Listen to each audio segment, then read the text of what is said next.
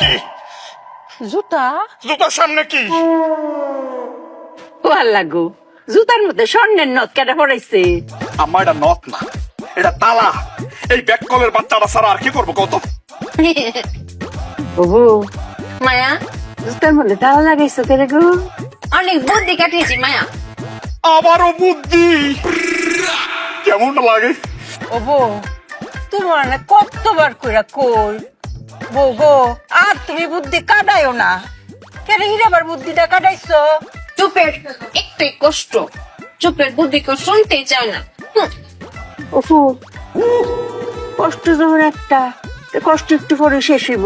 এই দেখ, তেরা কুচা পাতার বাটনা বাড়াইছি, মাথা দিয়াম, মাথা করে টান লয়ে ফুবো। শেষ মাসে ইহার বুঝা নেলাই আমরা। কও ক মায়া, পরশু দিনে নজরুল ভাই বাড়িতে চুরি হয়েছিল না, জুতা চুরি হয়েছিল।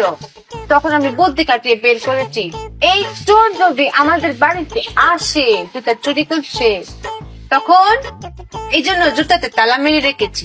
ভালো করেছি না মায়া? ভালো করেছি না স্বামী? বুদ্ধি গো মায়, তুমি অনেক বুদ্ধি কাটাইছো। অঙ্ক তো জুতার লগে লগে তালাও যদি লয়ে যায়, তো আমও গেল সালাও গেল, তখন কি করবা? আম চালা না মায়া, জুতা আর তালা। ওই তো এখন জুতা আর তালা গেল, তখন কি হইব? এখানেই তো মায়া বুদ্ধি দিয়ে তব্দা লাগিয়ে ফেলেছি। কি বুদ্ধি শুনবেন? শুনেন, আপনার বুদ্ধি পারবে।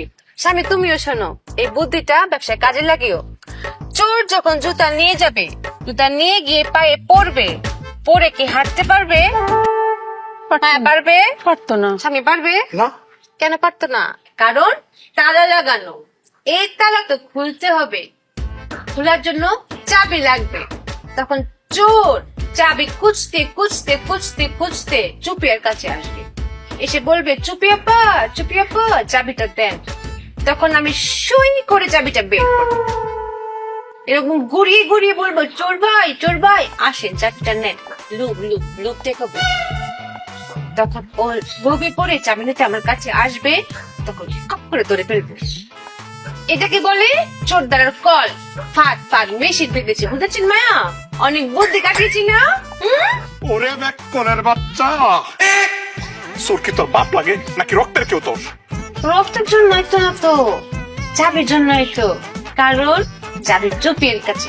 আম্মা, এই জুতাটা বাইরে কিন্তু ব্যাককলের বাচ্চারা মাইরা বলামু। এই চোর কি তোর মতো ব্যাককল যে তোর কাছে আবার আইবো চাবিটার লাগিয়া?